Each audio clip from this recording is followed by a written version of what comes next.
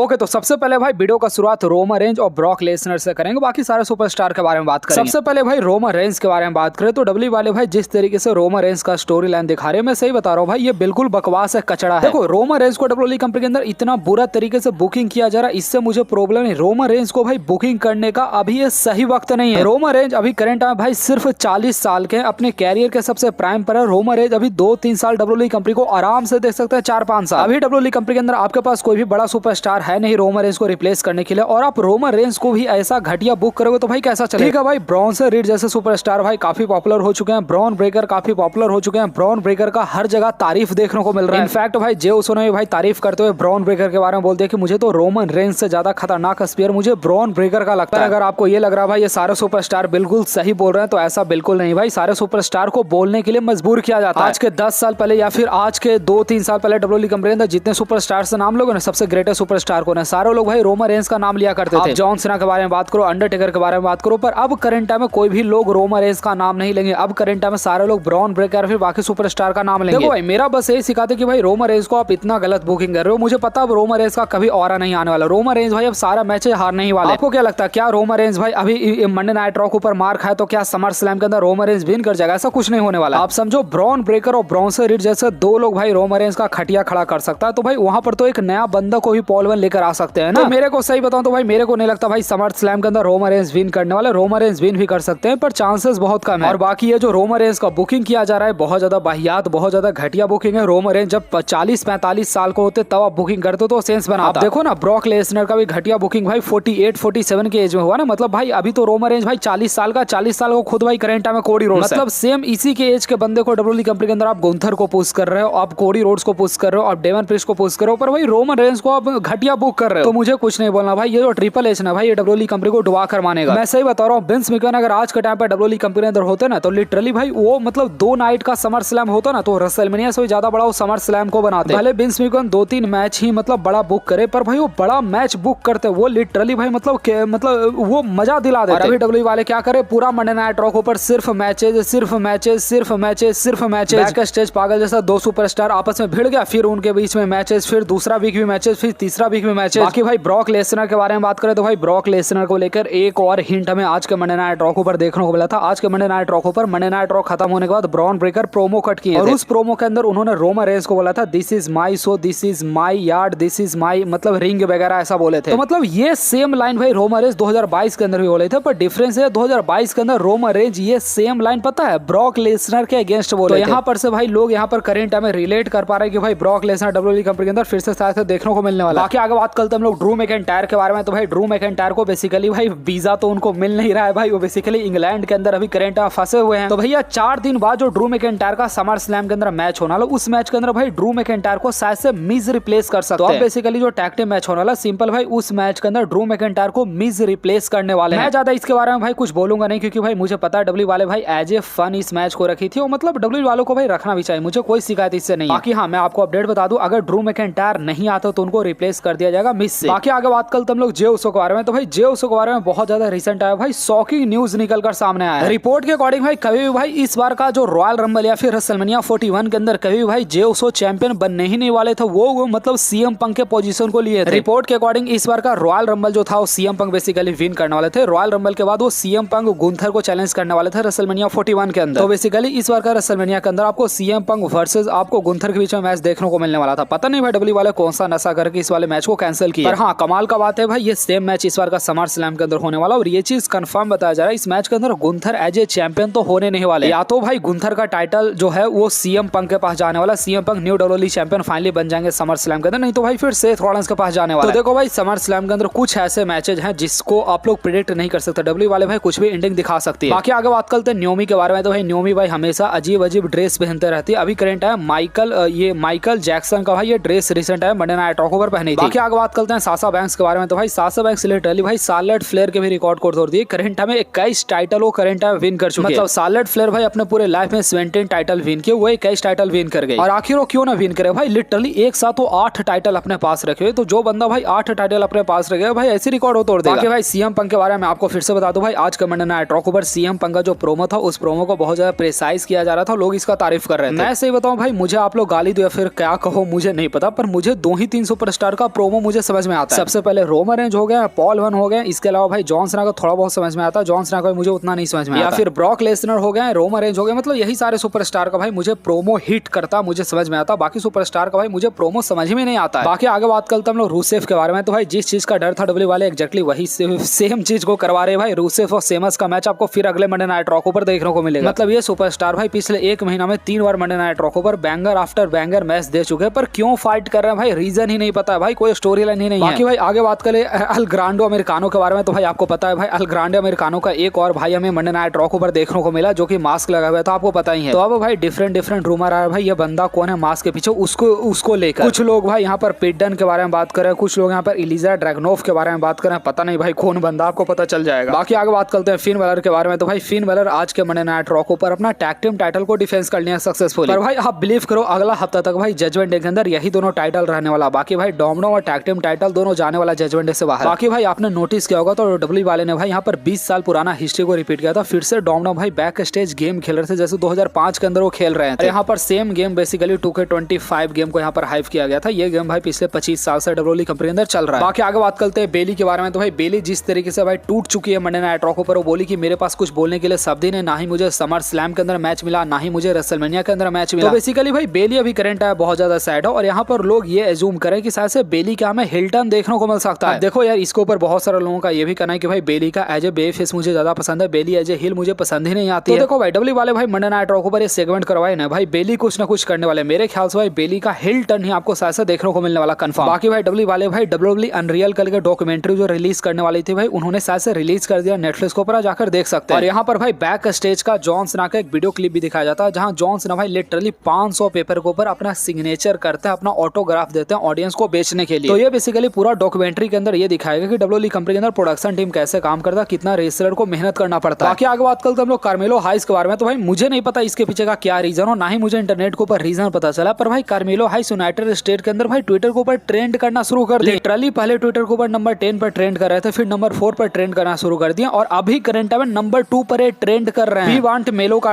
यहाँ पर चैंट लग रहा है, मेलो बेसिकली इनका नाम है। तो पता नहीं भाई क्यों ट्रेंड हो रहा है, पर हाँ डब्ल्यू वाले शायद से इनको पुश अप देगी, शायद से भाई इतना ऑडियंस की तरफ से डिमांड देखने को मिल रहा है। बाकी भाई पिछले वीक का स्मैकडाउन के बारे में बात करें तो मेरे ख्याल से भाई पिछले 5-6 महीने में सबसे अच्छा व्यूअरशिप भाई स्मैकडाउन का है, जो कि भाई 1.7 मिलियन के अप्रोक्स निकलकर सामने 2 मिलियन व्यूअरशिप तो मेरे ख्याल से अगला जन्म में भी स्मैकडाउन को नहीं मिलेगा। पर मेरे ख्याल से भाई जो भी लोग ट्यून किए होंगे शायद से भाई हल्क होगन के डेथ के बाद डब्ल्यू वाले क्या ट्रिब्यूट देती उसको देखने के लिए ट्यून किए होंगे, क्योंकि भाई 2 दिन पहले मैं स्मैकडाउन का शो देखा था ना, स्मैकडाउन का शो भाई कुछ खास नहीं था, मतलब वही बकवास वाला ही शो था। बाकी आगे बात करते हम लोग रिक फ्लेयर के बारे में। तो भाई रिक फ्लेयर भाई रिसेंट टाइम में जॉन सीना को बहुत ज्यादा प्रेसाइज किया कि जॉन सीना इतना कमाल का बंदा कि जितना एज ए हील काम करता उतना एज ए वे फेस वो उतना अच्छा काम करता है। तो भैया जॉन सीना को अप्रिशिएट करें पूरा दुनिया के सारे लोग देते हैं, भाई जॉन सीना ग्रेट है भाई, सच में ग्रेट। बाकी भाई जेफ हार्डी और मैट हार्डी के बारे में बात करें तो इन्होंने बताया रिसेंट टाइम में कि रेसलमेनिया 33 के टाइम पर इनका जो रिटर्न हुआ था इनके पूरे रेसलिंग करियर का सबसे बेस्ट मूवमेंट था। और अगर आपको नहीं पता तो भाई रेसलिंग हिस्ट्री का सबसे बड़ा रिटर्न में भाई इनका भी रिटर्न माना जाता है, टॉप 10 रिटर्न में इनका भी नाम बेसिकली आता है। बाकी भाई ब्रॉन्सन रीड भाई यहाँ पर रोमन रेंज के भाई जूता को वो बेसिकली भाई चूम भी रहे थे, तो ब्रॉन्सन रीड का फ्यूचर डब्ल्यूडब्ल्यूई कंपनी के अंदर काफी ग्रेट होने वाला है। और मेरे ख्याल से भाई रोमन रेंज के शूज भी इसके बाद बहुत ज्यादा मेरे ख्याल से बिकने वाले हैं। बाकी भाई मिलते हैं आपसे सुबह अपडेट वीडियो के अंदर, तो भाई वीडियो को लाइक करके चैनल को सब्सक्राइब करना मत भूलिएगा।